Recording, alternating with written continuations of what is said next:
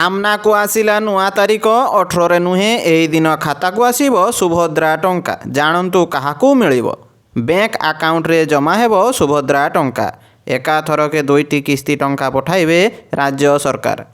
22 ତାରିଖରେ ମିଳିବ ସୁଭଦ୍ରା ଟଙ୍କା। ଖୁସିର କଥା ଯେ ବାଦ୍ ପଡ଼ିଥିବା ହିତାଧିକାରୀ ବି ଏଥିରେ ଲାଭବାନ ହେବେ। ଏନେଇ ଉପମୁଖ୍ୟମନ୍ତ୍ରୀ ପ୍ରଭାତୀ ପରିଡ଼ା ସୂଚନା ଦେଇଛନ୍ତି। ଉପମୁଖ୍ୟମନ୍ତ୍ରୀ ପ୍ରଭାତୀ ପରିଡ଼ାଙ୍କ ସୂଚନା ଅନୁସାରେ ପ୍ରଥମ କରି ସୁଭଦ୍ରା ଯୋଜନାରେ ସାମିଲ ହୋଇଥିବା ମହିଳା ଓ କୌଣସି କାରଣରୁ ସୁଭଦ୍ରା ଯୋଜନାରୁ ବଞ୍ଚିତ ହୋଇଥିବା ମହିଳାମାନଙ୍କୁ ଏହି ଟଙ୍କା ମିଳିବ। ରାଜ୍ୟର ବିକାଶ ପାଇଁ ସରକାରଙ୍କ ଦ୍ୱାରା ଲାଗୁ ହୋଇଥିବା ବିକାଶମୁଖୀ ଯୋଜନା ମଧ୍ୟରୁ ସୁଭଦ୍ରା ଯୋଜନା ଗୋଟିଏ।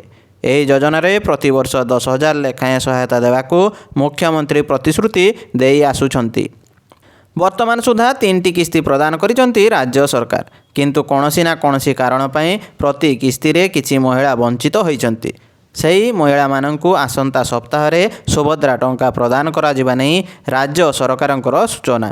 ଏହି କ୍ରମରେ ଚଳିତ ଥର ମୋଟ 4,57,681 ଜଣଙ୍କୁ ମିଳିବ ସୁଭଦ୍ରା ଅର୍ଥ। ଏହି ତାଲିକାରେ ପ୍ରଥମ କରି ସୁଭଦ୍ରାରେ ସାମିଲ ହୋଇଥିବା 1,78,000 ହିତାଧିକାରୀ ଓ ଆବେଦନ କରି ବଞ୍ଚିତ ହୋଇଥିବା ପ୍ରାୟ 2,80,000 ହିତାଧିକାରୀ ସାମିଲ ଅଛନ୍ତି। ନୂଆ ପଞ୍ଜୀକରଣ କରିଥିବା 1,78,398 ଜଣଙ୍କୁ ସାମିଲ କରାଯାଇଥିବାରୁ ସେମାନେ ପାଇବେ ପ୍ରଥମ କିସ୍ତି ଅର୍ଥ। ତୃତୀୟ କିସ୍ତି ପାଇଥିଲେ ବି ଟେକ୍ନିକାଲ ସମସ୍ୟା ପାଇଁ ପ୍ରଥମ ଓ ଦ୍ୱିତୀୟ କିସ୍ତିରୁ ବାଦ୍ ପଡ଼ିଥିବା 2,55,265 ଜଣଙ୍କୁ ସାମିଲ କରାଯାଇଛି। ସେମାନଙ୍କୁ ଏକା ସାଙ୍ଗରେ 2ଟି କିସ୍ତି ମିଳିବ।